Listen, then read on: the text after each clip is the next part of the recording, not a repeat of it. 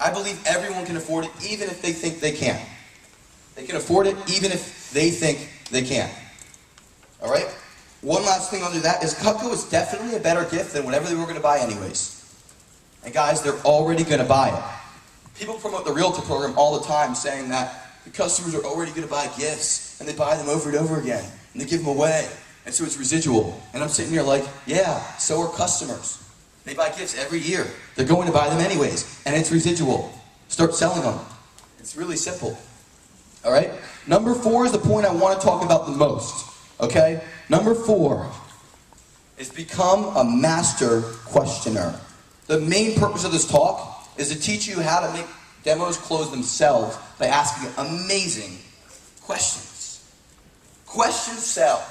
Okay? There are no dumb questions. The only failure on an appointment is not asking enough questions. That is the biggest failure on an appointment, is not asking enough questions. And you don't just ask the questions to tie them down. You don't just ask the questions because it's in your manual. You ask questions so that they know you understand where they're at. Let's say you walk in and the lady says, I cook 7 nights a week. I went to Food Network like crazy. I entertain 15, 20, 30 people on a weekly basis. I love to cook. I try every new recipe. What do you think she should have? An Ultimate or a kitchen, right? But you need to ask her a million more questions so she knows that you really know. Does that make sense? So I'm going to teach you a quick method. It's called the QPP method. The QPP method. Question, probe, pin. Say it with me. Question, probe, pin. One more time. Question, probe, pin. Here's how it works. You ask a question like, Mrs. Jones, do you like to cook? Yes. How often do you cook, Mrs. Jones? I cook X number of nights a week. And what do you like to cook? I like to cook this and that and this and that. And you keep asking, oh, tell me more about that recipe. Tell me more about this. And then one great thing you can do is start asking about names and uses before you've ever showed the knife. So what do I mean? Mrs. Jones, do you ever sometimes, maybe every once in a while, peel anything in your hand in the air? Take a top of a strawberry, slice of banana, anything like that? And they say yes, go to the next one. Now do you ever sometimes, maybe every once in a while, slice a tomato, slice of orange, grapefruit? Yes? Do you ever sometimes, maybe once in a while, make sandwiches, spread anything? Cut lasagnas or casseroles? Yes? And by the way, I'm not just asking these, I'm writing these things down. I write down what they cook. All right? I need a yes written down for each tool. Okay, they use a tomato. They cut tomatoes. They slice a banana. And I'm taking the notes, and they're like, okay, he's really paying attention to me. Guys, I'm a kitchen consultant, not a knife salesman. I'm not just a kitchen consultant. I'm a buying assistant. I'm not there to sell them. I'm there to help them buy. People love to buy, but people don't like to get sold. Right? Help them buy. Be the knife expert. Be there for them. Be the consultant. Think about it. If you were a business consultant, the business owner came into you and they said, okay, this is what I know, this is what's right, and this is what's that. But they hired you because you're the expert, and you're looking over there saying, no, that's not right. Would you just let them go with what they're talking about? No, you're the consultant. You tell them, hey, I know why you think that, but here's the real reason that doesn't make sense. Right? So questions. Questions sell. QPP method. So you ask them, do you ever cut this or that? Do you sometimes cut squash? Do you sometimes cut that? You get an answer for every tool in the set.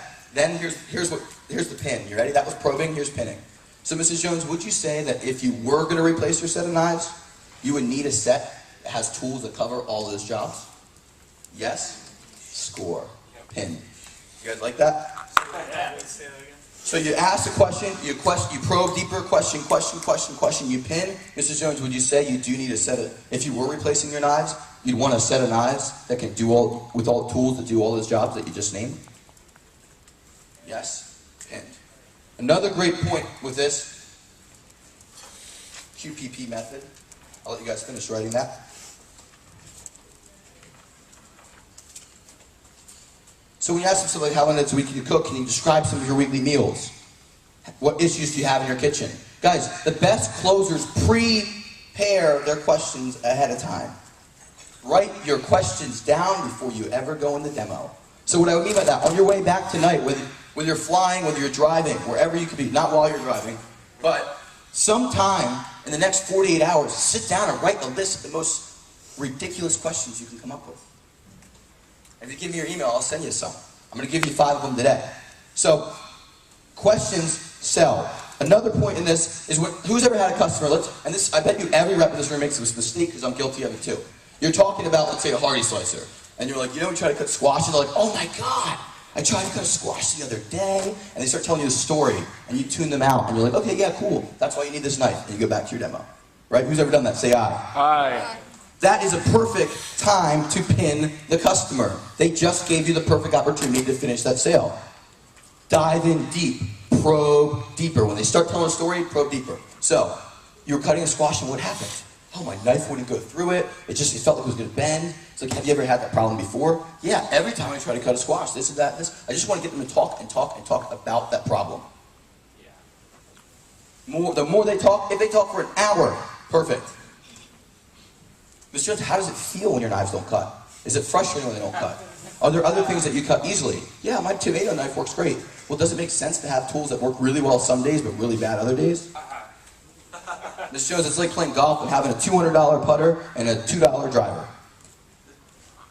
Doesn't make sense. You guys follow me on that? Yes, yep. Yes. The next key is to answer every question with a question. This is so far the questions. Answer every question with a question. So what I mean by that, does that come in pearl? Would you like it in pearl? Yes? Order form. Anything they ask me. So how often do you knives need sharpening? Well, Mr. Jones, do you like to sharpen your own knives? No. So would it be helpful if you never had to sharpen your knives again? Yes. So if you did have a set of knives that never, ever, ever needed to be sharpened, would that be probably worth the investment? Yes. Pinned. Who understands this method? Raise your hand. Yes. Let's keep going then. All right. Nasty. So number 2, I said earlier, but part of number 2 is even if you know the solution, ask so that they know you know the solution. Number 3, like I said, answer every question with a question. Grade 1 is if you were getting a set, would you want it in pearl? If they say something about it, if you were getting a set, would you want it this way?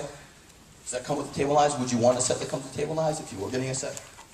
All right, 5 killer questions. Let me give them to you real fast. Who's ever had a disengaged customer? Raise your hand and say, I hate that. I hate that. Customer that sits there the whole demo and you go to close and they're like, no, oh, I have to decide? Like, I was just sitting here. Right? Question that'll tie them in the very beginning. Mrs. Jones, like I said, you don't have to get anything, but will you look at the sets and decide for yourself if it's worth the investment? Will you look at the sets and decide for yourself if it's worth the investment? Challenge their ego to decide for themselves, their free willpower. Will you decide for yourself? Yes, you're in. Does that make sense? Number 2. And this will be in my handout I send out to you guys, but is there anything in your house you use every day that you don't have to replace, you don't pay to maintain, it'll always be the best forever? That's after you finish the warranty, before you turn the page. Is there anything in your house that you use every day that you never have to replace, you never pay to maintain, and it'll always be the best forever? If they give you an answer, tell them why it's wrong in a friendly way. Oh, my house. You don't pay electricity, you don't do that, you don't do that. Okay, maybe not. Number 3. If I could show you how a set of Cutco would save you time, money, and energy, how it'll definitely fit into your budget today, and how it'll definitely be worth the investment, is there anything else that would prevent you from trying out a set today? Ooh. You guys might want to get that one more time, right? Yes. All right. If I could show you how a set of Cutco will save you time, money, and energy, will totally fit in your budget today, and will be worth the investment, is there anything else that would prevent you from trying it out today? I want your objection. Give me your objection. All right? One more time. If I could show you how it will save you time, money, energy, how it will fit into your budget today, and how it will definitely be worth the investment, is there anything else that would stop you from trying out a set today?